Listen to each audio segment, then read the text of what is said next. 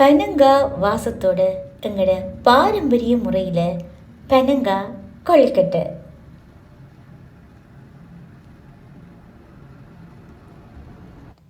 எழுத்தாளரும் நாடக கலைஞருமான ஏலையா முருகதாசன் ஐயா அவர்கள் அவர் டேஸ்ட் பை தீபான்ற ஒரு யூடியூப் சேனலை நடத்தி கொண்டிருக்கிறீர்கள்.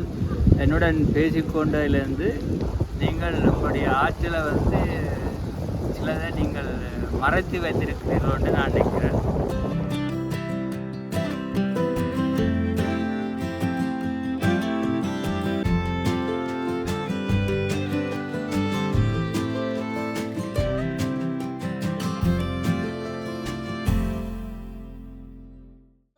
அனைவருக்கும் அன்பான வணக்கம். இன்று ஒரு சுவாரஸ்யமான காணொளியைத்தான் உங்களுடன் பகிர்ந்து கொள்ளப் போகிறேன். இது வழக்கத்துக்கு மாறாக இருக்க போகிறது. வாங்க வீடியோக்குள்ளே போகலாம். ஆடி மாதம் என்றபடியால் ஆடி மாத ஸ்பெஷலாக மட்டக்களப்பின் பாரம்பரிய முறையில் பனங்காய் கொழுக்கட்டை செய்ய போகிறேன். செய்து இதை ஒருத்தருக்கு நான் கொண்டு போய் கொடுக்க போகிறேன். அவரோட சந்திப்பை தான், அவரோட உரையாடல் நீங்கள் பார்க்க போகிறீங்க. வாங்க இப்போ இது எப்படி செய்கிறதுன்னு காட்டுறேன். இது பனங்காய் களி, அதாவது ஃபல்மைரா ஃப்ரூட் பல்ப்னு சொல்லுவாங்க. இந்த பனங்காய் களி போத்தல் எப்படி வருது. அதோட நான் கித்துள் பானி எடுத்துருக்கிறேன். அதாவது கித்துள் ஜக்ரி சிரப்புன்னு சொல்லுவாங்க. நாங்கள் கண்டியிலேருந்து கொண்டு வந்தது அந்த ஒரிஜினல் கித்துள் சிரப் இது. அதுக்கப்புறம் நீங்கள் சர்க்கரை சேர்த்துக்கொள்ளலாம். கித்துள் கிடைக்காதாக்கள் சீனியும் சேர்த்து செய்யலாம். இப்போ நான் 2 கப் அவிச்ச கோதுமை எடுத்து அதோட ஒரு சொண்டு கடையில் வாங்கின வறுத்த அரிசி எடுத்தேன். நான் எடுத்து அதோட கொஞ்சம் உப்பு போட்டு இஞ்சால் அரிச்சு மாற்றி வச்சுட்டு அதுக்குள்ளே ஃப்ரெஷ் கோகோனட் அல்லது டெசிகேட்டட் கோகோனட் இதெல்லாம் போட்டு மிக்ஸ் பண்ணி வச்சுருங்க.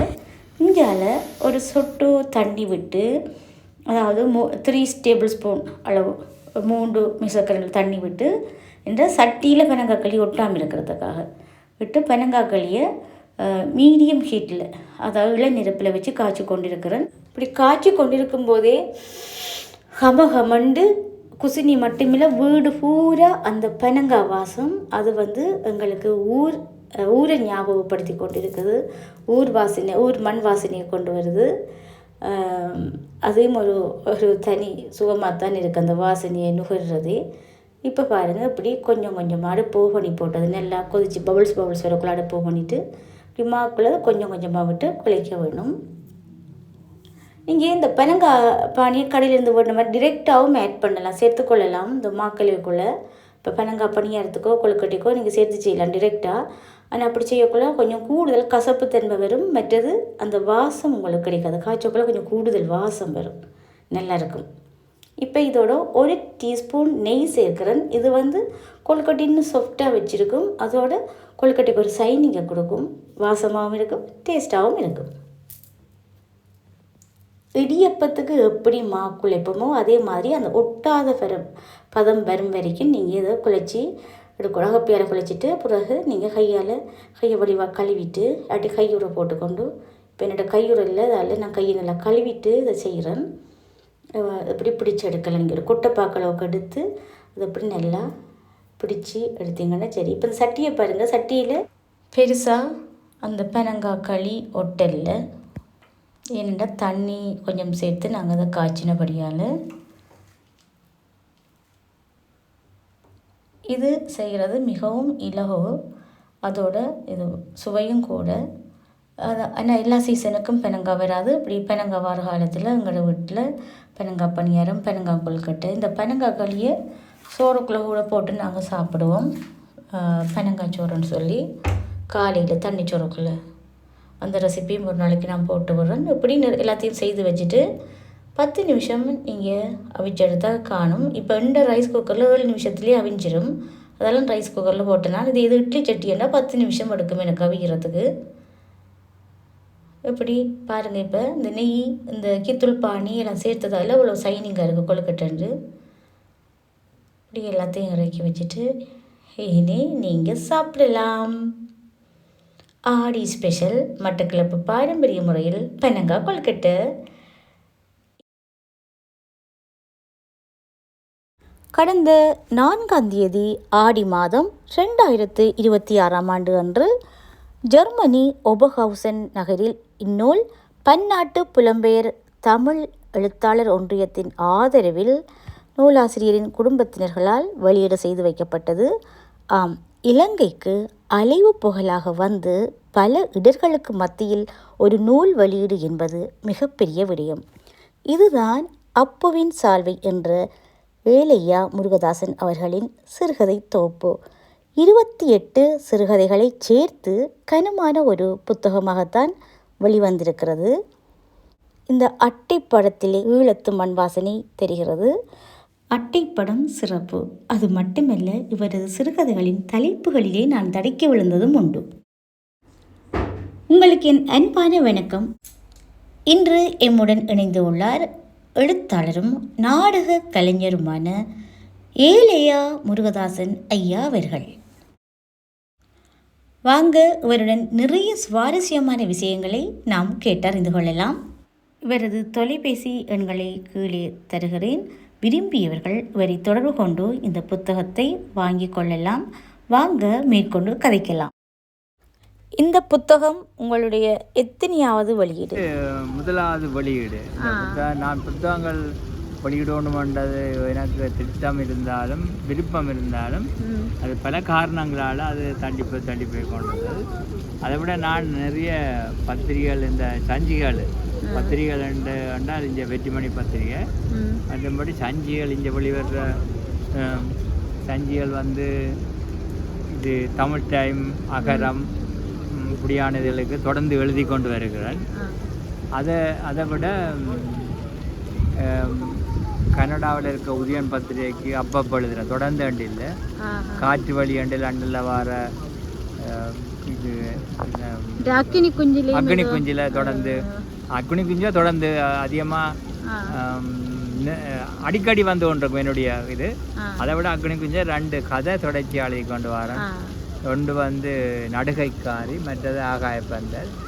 எவ்வாறு உங்களுக்கு இந்த இலக்கியத்துறையில் ஆர்வம் வந்தது? சொல்லுங்க. இந்த கதைகள் எழுத வேண்டிய ஆர்வம் வந்து சிறு வயதிலேருந்தே இருக்குது. அது எப்படி என்று சொன்னால், எங்களோட அம்மாவுக்கு வந்து ஒரு தம்பி, எங்கள் அம்மாவுக்கும் பெரியம்மாவுக்கும் ஒரு தம்பி இருந்தவர். அவருடைய பேர் வள்ளிபுரன் சுப்பிரமணியம். அவர் வந்து புத்தகங்கள் வாசிக்கல ஆர்வமாக இருந்தவர். அவர் புத்தகங்கள் அதில் வாங்கி கொண்டு வந்து தமக்கமாரோ கொடுக்குறார். தமக்கமார் வந்து வாசிக்க தொடங்கினா அவருடைய பிள்ளைகள் எல்லாரும் நாங்களும் வாசிக்க தொடங்கினோம். இதில் அம்மாவை கொஞ்சம் விசேஷம் என்னென்னு சொன்னால், அம்மா வந்து புத்தக பூச்சி என்றே சொல்லலாம்.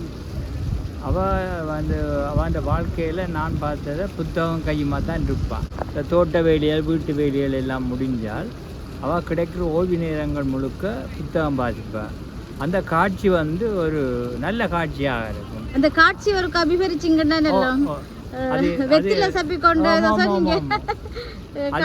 அம்மா வந்து தேத்தண்ணி நல்லா குடிப்பா, வெத்திலையும் நல்லா போடுவா. நானும் தேத்தண்ணி நல்லா குடிப்பேன். அப்ப என்ன நடக்கும்னு சொன்னால், அந்த எங்களோட வீட்டு சுவரோட அம்மா சாஞ்சி இருந்து கொண்டு ஒரு பக்கத்தில் வெத்திலை தட்டம், இன்னொரு பக்கத்தில் தேத்தண்ணி கோப்பேன். இந்த 2ஐயும் வச்சு வெத்திலையும் போட்டு தேத்தண்ணி போட்டு கதை நிறைய புத்தகங்கள் எல்லாம் வாசிப்பான். அவள் வாசித்து அந்த பழகி பிறகு நாங்கள் புத்தகத்துக்கு ஒரு பெரிய ட்ராக்கி, எங்களோட வீட்டில் புத்தகம் அடுக்கி வைக்கிறதுக்கு ஒரு பெரிய ட்ராக்கி மாதிரி இருக்குது. இந்த அயலட்ட ஜனங்கள் வந்து எங்கிட்ட புத்தகம் வாங்கி கொண்டு போவினேன், கையெழுத்து போட்டு. நான் தான் அதை சிஸ்டத்தை கொண்டது. அப்போ அதை பார்த்து எங்களுக்கு கதை வாசிக்கிறேன். எங்களோட குடும்பத்தில் எல்லாருமே வாசிப்பினேன் கதை. எங்களோட அண்ணன் சரி, எங்களோட பெரியம்மான்ற பிள்ளைய சரி, எல்லாருமே நாங்கள் 5 பேர் நிறைய வாசிப்போம்.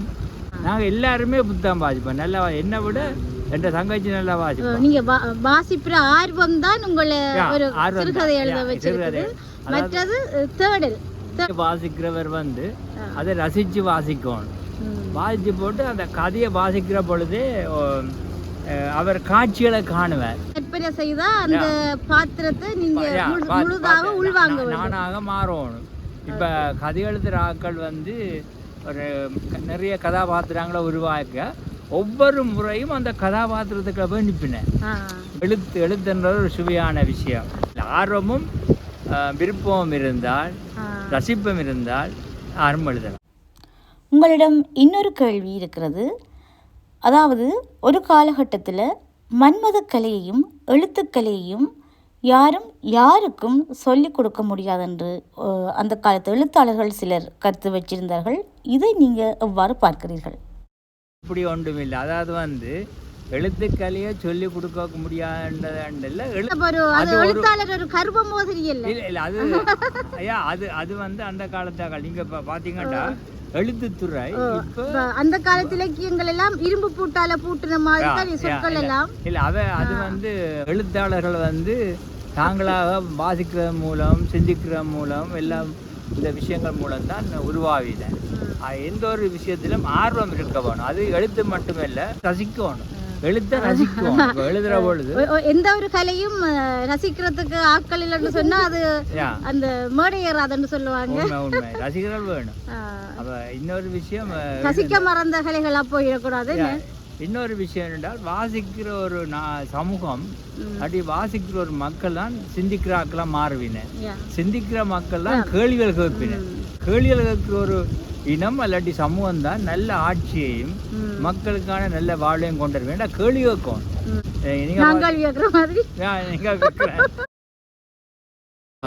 சாக்ரட்டிஸ் சொன்னது ஏன் இதற்கு எப்படி என்று கேள்விகள். நீங்கள் பார்த்தீங்கன்னா ஜெர்மன் மக்கள்கிட்ட ஒரு பழக்கம் இருக்குது. எனக்கு அந்த அனுபவம் இருக்குது. தொழிற்சாலையில் சரி வேறங்கேயும் சரி ஒரு விஷயத்தை சொன்னால் ஏன் அதை அப்படி சொல்கிறேன் அப்படி கேட்பேன். கேள்விகள் கேட்கப்படுற இடங்கள்ல சிந்தனை வளர்ச்சி நாடுகள் அபிவிருத்தி அடைகிறது.